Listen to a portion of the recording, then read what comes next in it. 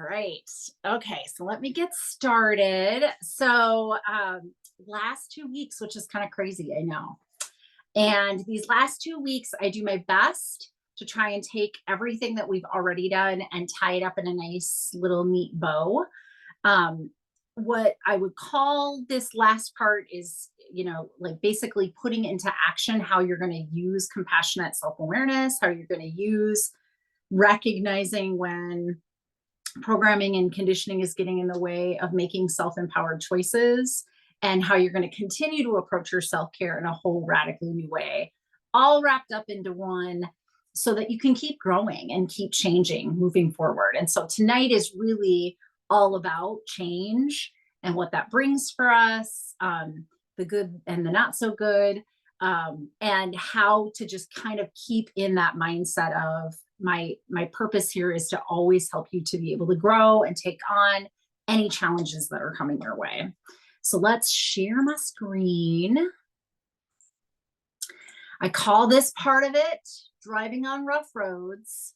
I don't know if I talk about it this week or next, but I will, and I have already kind of used this analogy before, metaphor before, but I talk about this idea of rumble strips on the side of the road being a really good guide for us, that we are kind of hitting a a place where we want to go into our own pattern of behavior. So I discuss rumble strips like they are the reminders, because it's like you catch yourself doing the old way as your rumble strip and you want to come back on the highway of new life.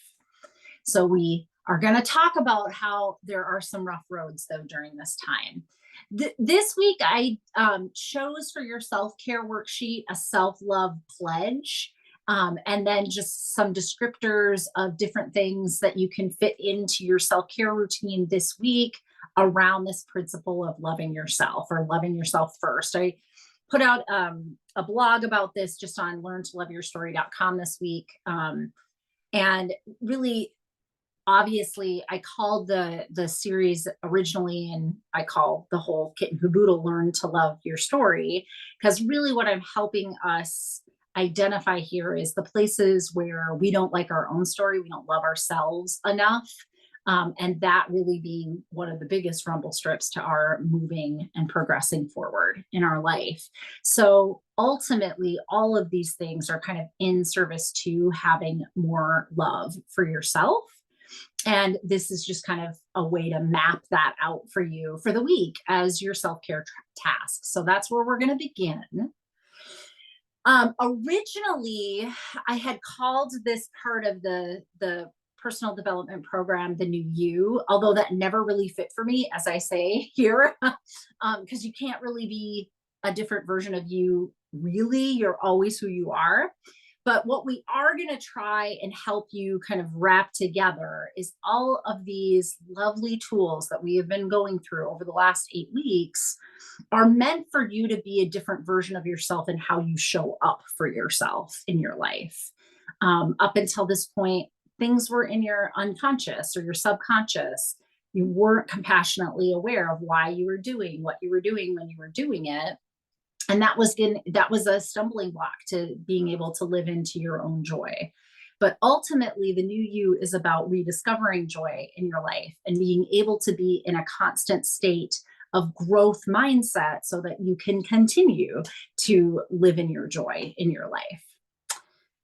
So, first, we start with talking about how we are wired for this. We are literally wired for change. And I don't know if I've said it in here or just on other videos, but I think it's worth saying again. Literally at a cellular level, our cells know how to adapt and change no matter what comes their way. So if you're eating something and it's new to you, your stomach, the lining of your stomach, all those cells, they know how to respond to that. They know how to get the nutrients out of it that they need to. They know how to take care of you if it has stuff in it that you shouldn't have and it needs to get out of your body.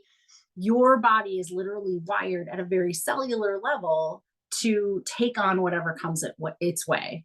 And if you are basically all of these cells put together in an organism, why wouldn't you know how to take on change, right? A lot of our reticence around change, I think, is steeply, stuck in some principles that we've been told, or some programming and conditioning that we've been taught, that somehow change is like an enemy to us, like something that, we should try to get into a routine, we should try to control things, but change is somehow a threat to that. And certainly it is something that's uncomfortable. Certainly change is not something that's easy to do, but it is something that we're wired to do neurologically. So I want us to just kind of step into owning that that is actually what our body minds are supposed to do. And if we're allowing our body mind to do what it needs to do, we will start to find our joy and stay in that context. So we're wired to have this change.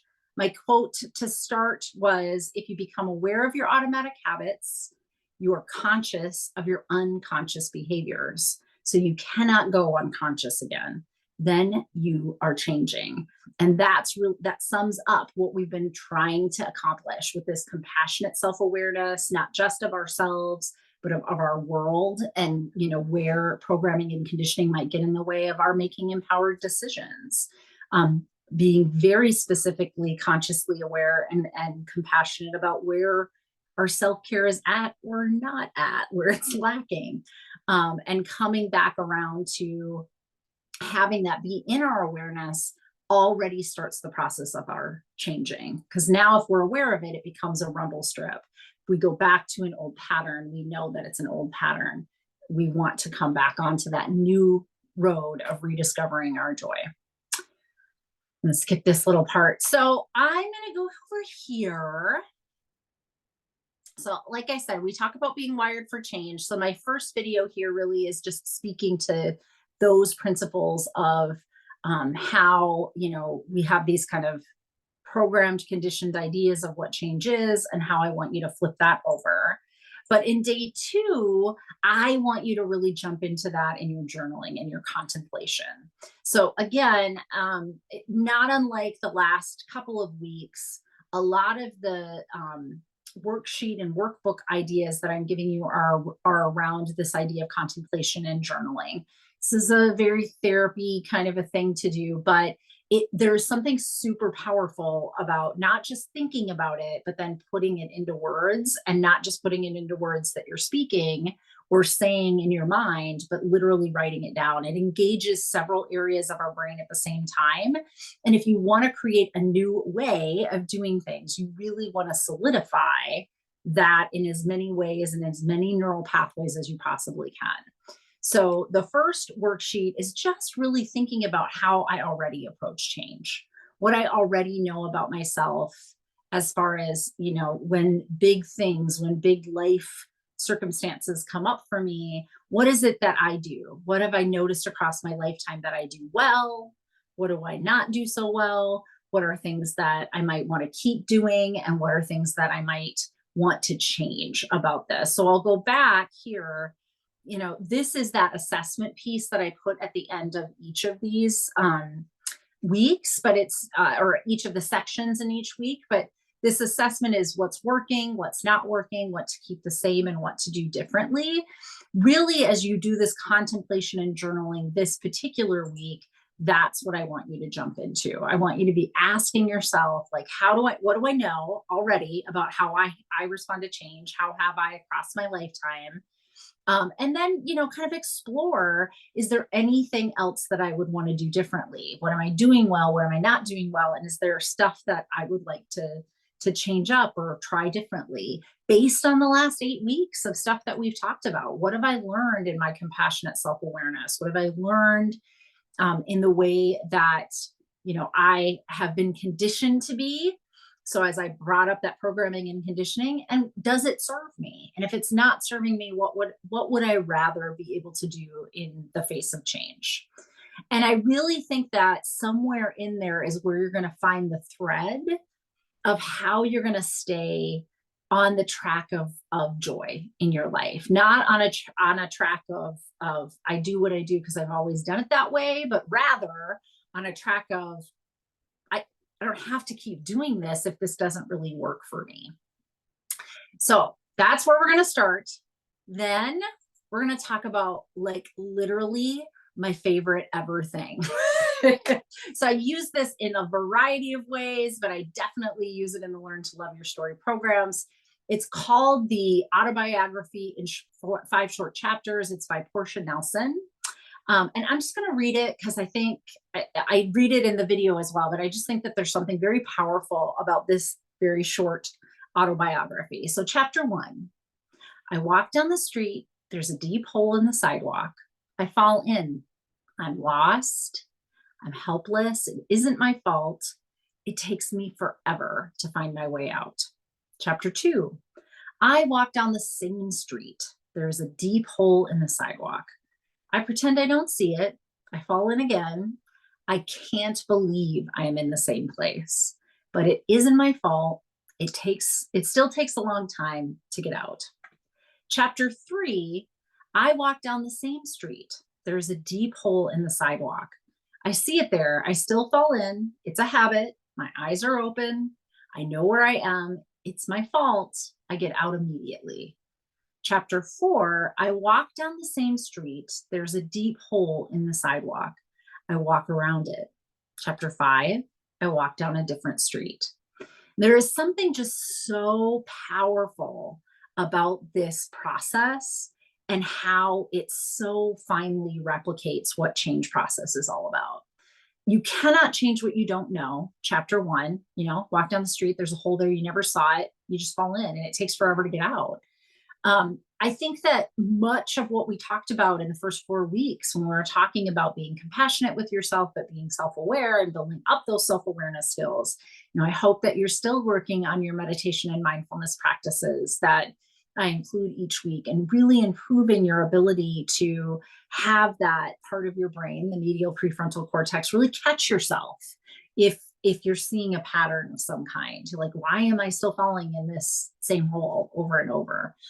But what I want this to leave you with is a sense of a newfound sense of compassion that it's part of the process for me not to know why I'm falling in. Like chapters 1 and 2 are a necessary piece to discovering that there's a pattern that's uncomfortable that you don't like, right? So why is change difficult? Because it's uncomfortable. Change is difficult because we're going to go from something we do know, something that's familiar, to something that we don't know. And in so doing, we sometimes feel ourselves pulled back to the familiar. There's a Virginia Satir quote that's, I'll probably butcher it yet again, but people are, they are better with the familiar of the certainty of their struggles than they are with the struggle of uncertainty. Essentially, it's something like that. And that's really what will get you into chapter 3. So chapters 1 and 2, important. You cannot change what you don't know is there. You have to start to feel it be something that's a pattern before you're going to start to take a look at it.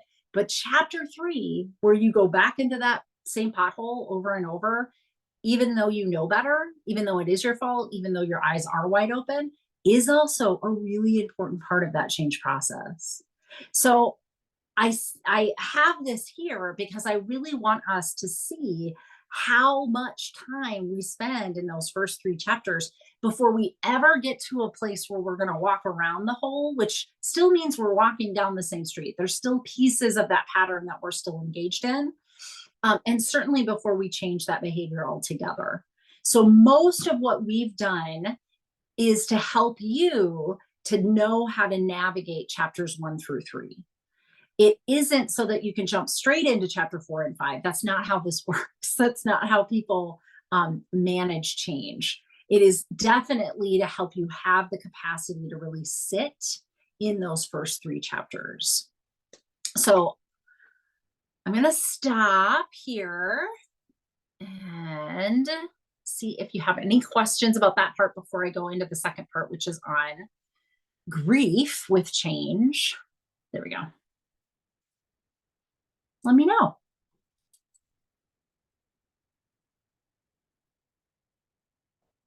Yes, no, no?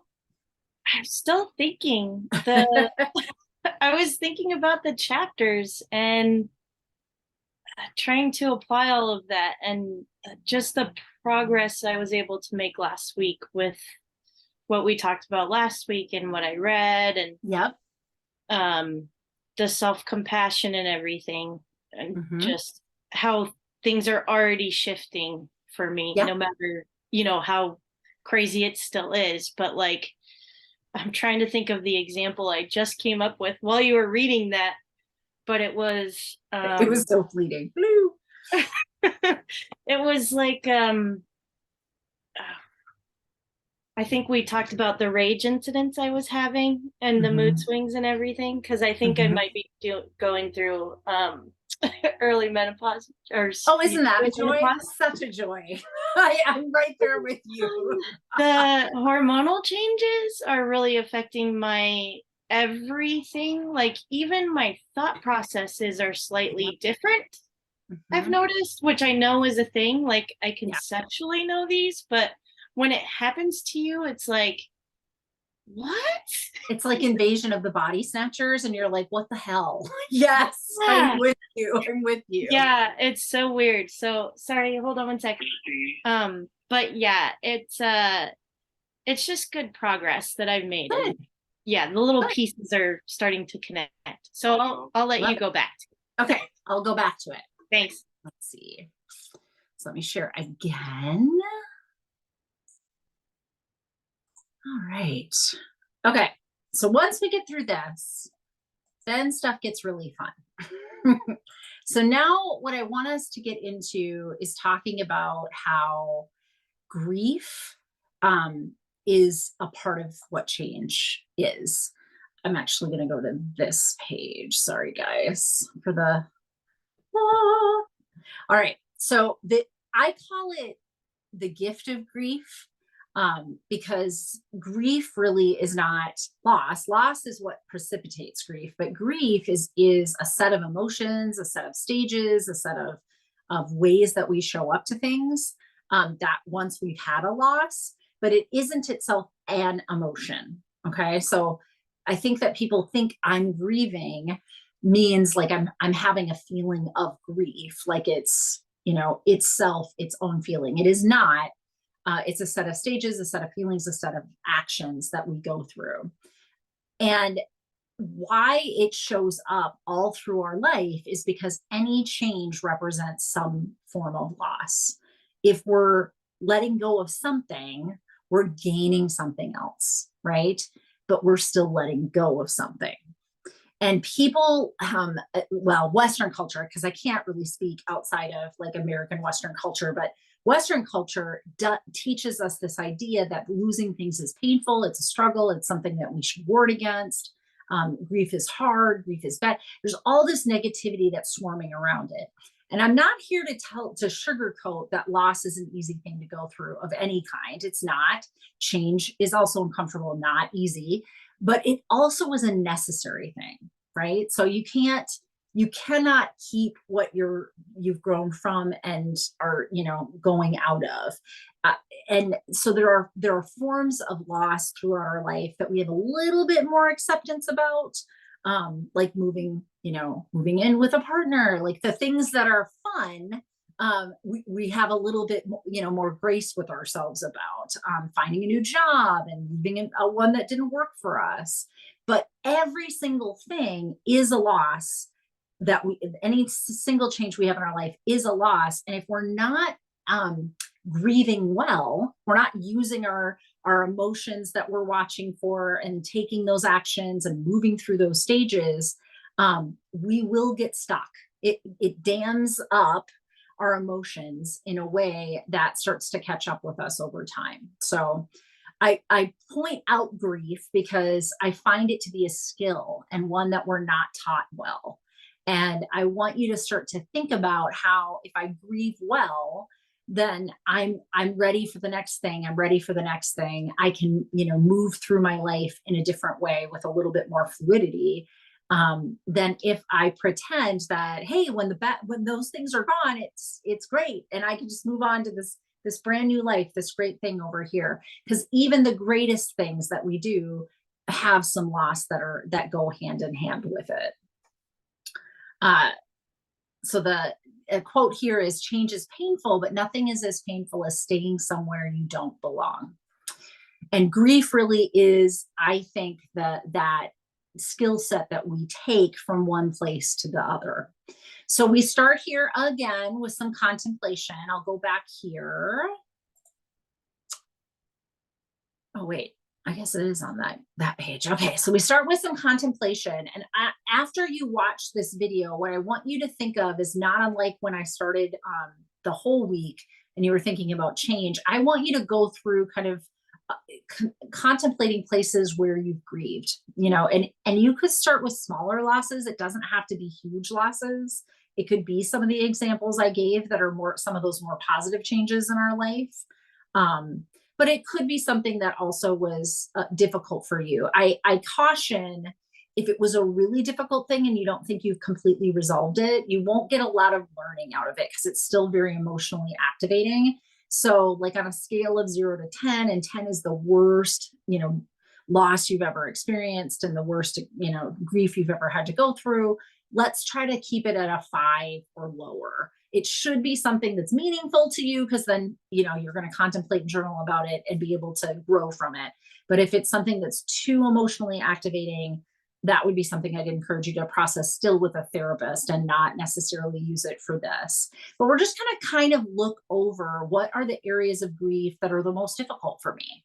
What are the things that aren't working, that I don't like about having to grieve or go through the grief process with? I'm not going to get into the details of that tonight, because this video that you see above here is actually about the grief process, and I go through that in detail with you.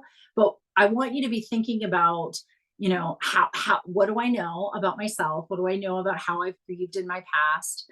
And what are some areas that I might want to grow in still? Like, now that I've listened to this video, and now that I've sat here and I've contemplated this, and I know there are some things about how I grieve that work for me, what are the things that aren't working for me? And then the last thing that I want you to contemplate when you do that journaling is, I want you to really kind of dig into, there are losses that are obvious to us, like losing people, changing jobs, moving into a new place. But there are losses that we call in the business, as it were, ambivalent or ambiguous losses. And so these are losses like, and these happen to a lot of women in midlife, like you get to that stage in midlife where you recognize there were some goals you may have had for yourself, or some hopes and dreams you may have had, that may not be attainable in this second half of your life, that you would have, wanted to have gotten to them by now. So you're a 50-year-old woman, and, long time ago you had thought about having a family, and now the way in which you had dreamed about that will likely not come to fruition in the way that you wanted. That's an ambivalent loss or an ambiguous loss, and it still is a loss and something that you're going to want to grieve through.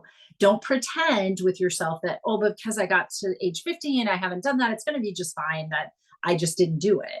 No, because you held hopefulness and dreams around that, and you don't want to just invalidate yourself, really, by not acknowledging the importance of that. Another example of something that's more like an ambivalent loss is the relationships you did have, if they weren't if they didn't meet your needs in the kinds of ways that you wanted. So a common way that I see this as a therapist is family of origin stuff. So it's like mom and dad were there and in my life, but not in the capacity I would have wanted them to. And you kind of come, to a realization that I'm not going to get to have the mom or the dad that I wanted to have. I have the one I have, and I have acceptance around that, and that's great. But I still have this piece that feels like lost to me, that I'm going to have to grieve through. So this is a really important piece in this like second to last week. And it seems out of place, I think, for some people. They're like, grief, loss, what the hell? What are we talking about? Well, change is uncomfortable. Change means that you're taking on something new, which means you're also saying goodbye to something. And I just want us to be really aware of that, and start to work on our own skill sets for grieving. So pay attention to what I talk about in this video. I give you some resources at the end of the workbooks. I always kind of quote or list what books, and I think it's a David Kessler book that I quote because he is, kind of one of the quintessential grief therapist gurus in the industry. But all of this information is in service to just being in that fluid change mindset in your life. It's not necessarily to teach you how to grieve a major loss, but I do want us to appreciate that any form of loss means there's a version of me I'm leaving behind here, and I need to say goodbye to her, and I need to be able to move on, and not acknowledge that was something important for me. All right. So after we talk about grief, then we talk about emotional granularity. One of the books that recently come out, and I didn't talk about it obviously in this video because I shot this video before it came out, but Atlas of the Heart is a newer book by Dr. Brene Brown, and it really goes into getting very granular in the language that we have for emotions. That is the concept that I'm getting at here. So if you're familiar with that book or you've read that book, then some of this will become familiar to you. I think it's Mark Brackett. I can't remember his last name, but it's his research and material that I use when I talk in this video about emotional granularity. And I do believe he coined that phrase, if I remember right. But emotional granularity is really this idea that if all I can say is I'm sad, mad, glad, that I limit myself in being able to articulate to myself or anybody else what I'm really experiencing. And that also, it makes it difficult with change. When change starts coming and it feels uncomfortable, and you don't have a great language to describe what's uncomfortable about that, or you don't have a great language to describe your apprehension about what's coming your way, it does make things a little bit more difficult. Dr. Brown, in her book, Atlas of the Heart, talks about like language being the container that describes kind of what we're experiencing. And if our containers are so big, mad is a container, and frustration and irritation and disappointment and all sorts of layers of anger type feelings are in there, you're in just a messy soup that doesn't really describe exactly what's happening to you. And it may lead you to miss things for yourselves. You're not grieving things maybe if you need to, or you're not using the skill sets that you need to for that particular change at that time. So having a language that you really can better identify what the feeling states are that you're in your change processes, this is a really important piece. This is totally a therapist thing for me to throw out there in this series, but I promise you, this will actually benefit you in more areas of your life than just personal development. So you'll thank me later. So I do have us then break that down in a little bit more detail. I want you to stay curious, and so I have a couple worksheets that we're going to go through. It's not just contemplation, but a couple of worksheets. Actually, one of them is this one.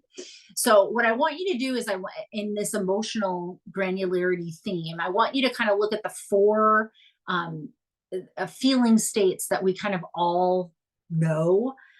Anxious is more of a clinical word. I went back and forth. I could have put fear here, but people kind of don't associate fear and things like being excited about something, like being apprehensive but ready to do stuff but kind of worried about it. And anxiety seems to be a little bit more generic, and now enough of us have it in our vernacular that I thought I could get away with putting it here. But basically these four are pretty self-explanatory. There is, sadness, there's happiness, there's being angry, which to me is like in the fight or flight split.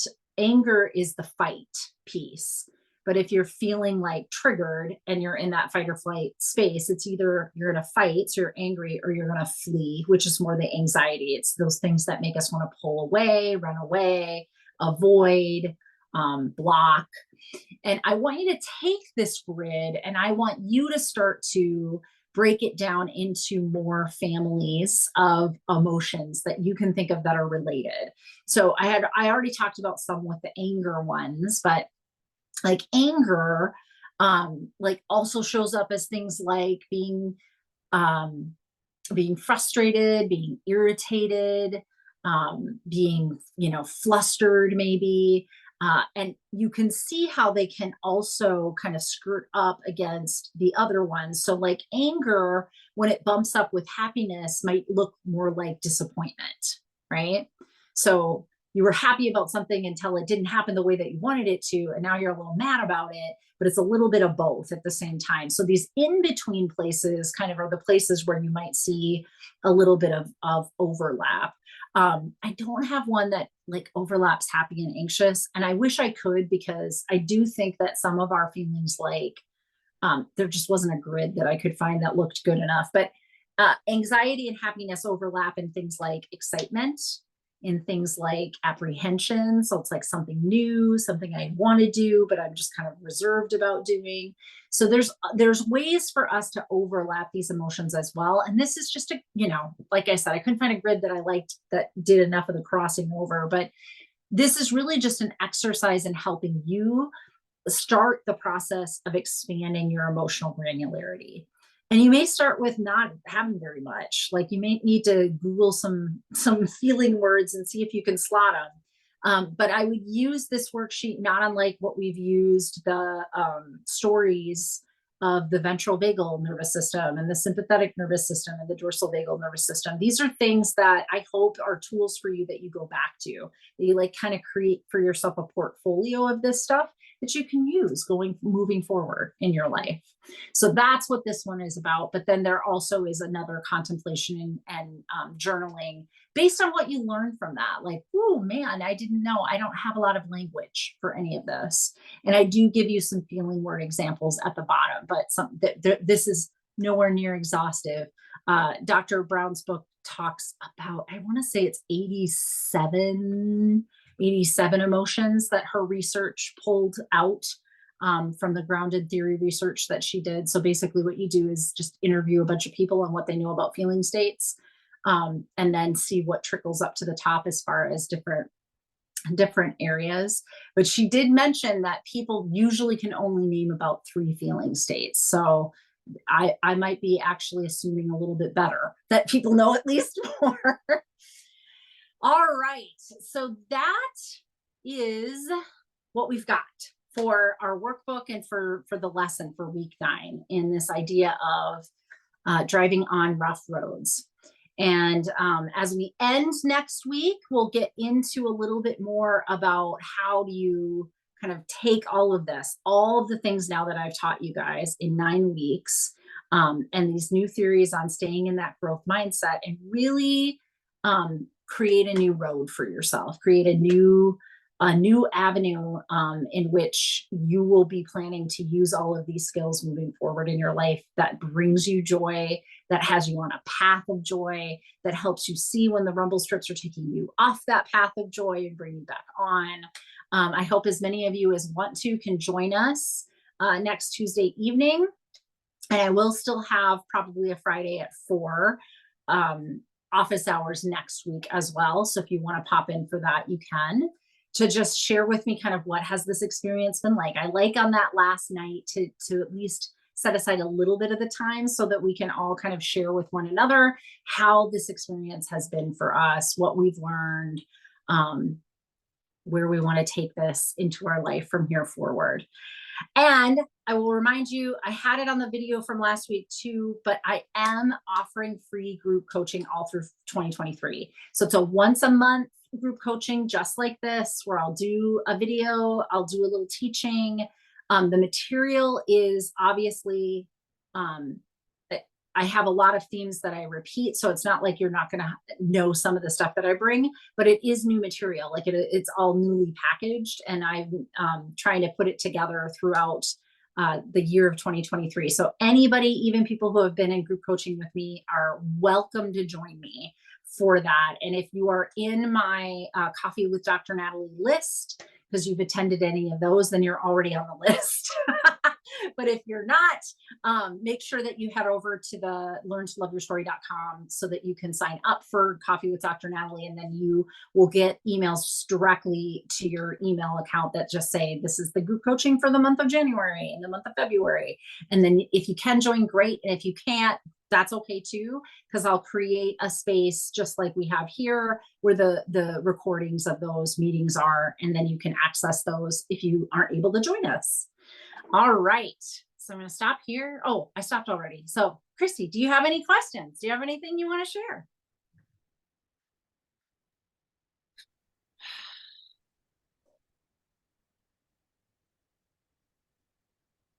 No, I don't think I have any questions. I think I like the part about having the language to communicate as Yeah. helpful. Because I know that's a big part of like learning the LMFT stuff is like, you have to know how to communicate your needs so that you can coach other people on how to communicate theirs.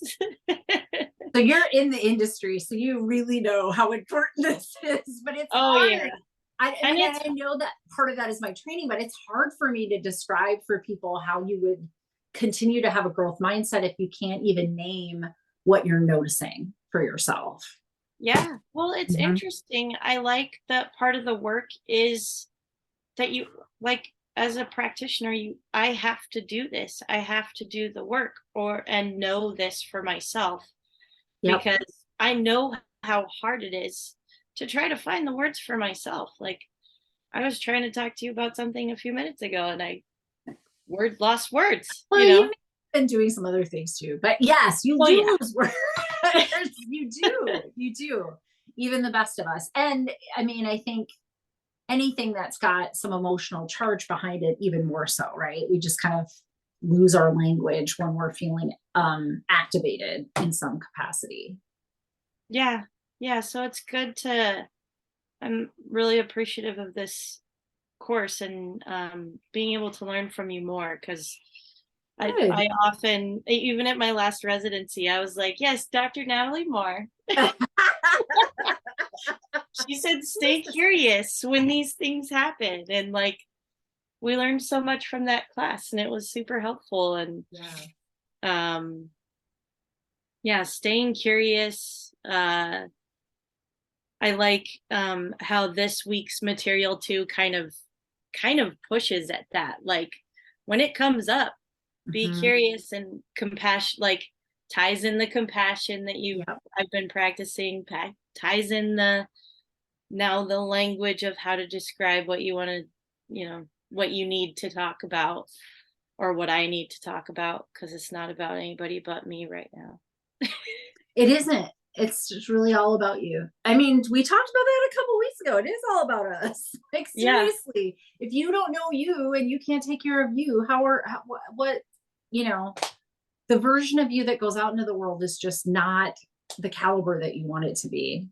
Yeah, and I think that is one of the hardest parts and you said that. You capture it so well is like our cultural norm is that is selfish or Mhm. saying something nice about yourself is bragging or boasting or like don't do that or that's Yep. not humble or whatever. And I've even had to tell people that like I can I can humbly say something nice about myself, and that's actually really healthy. And I'm proud that I'm able to do that because it Yeah. took me a long time to even like me, let alone Yeah. love me. And you're Exactly. not going to take that away. So, No. Mm-mm. I mean, you could try, but you're not going to win at this because, yeah, yeah. Yeah. it when you fight hard for something like that, but it like the work is difficult. The work is effortful, is kind of how I would put that because it just does take a lot of our time and attention in bringing things out into that awareness. But as Dr. Dispenza said in one of my quotes, like as long as you've brought it into your awareness, you've already started the change process. Just having awareness of it does bring you're showing up to it differently. However, I believe if you don't pull in that compassion, the likelihood is that you'll keep doubling down and just repeating that same pattern in a kind of like self-defeating or beating yourself up kind of way. Yeah. All right. Yeah. Well, thank you so You're much. welcome. You're welcome. Have a good All right. rest of your week. I'll see you on Tuesday. You too. See ya. Okay. Bye-bye. Did I? Oh, I didn't do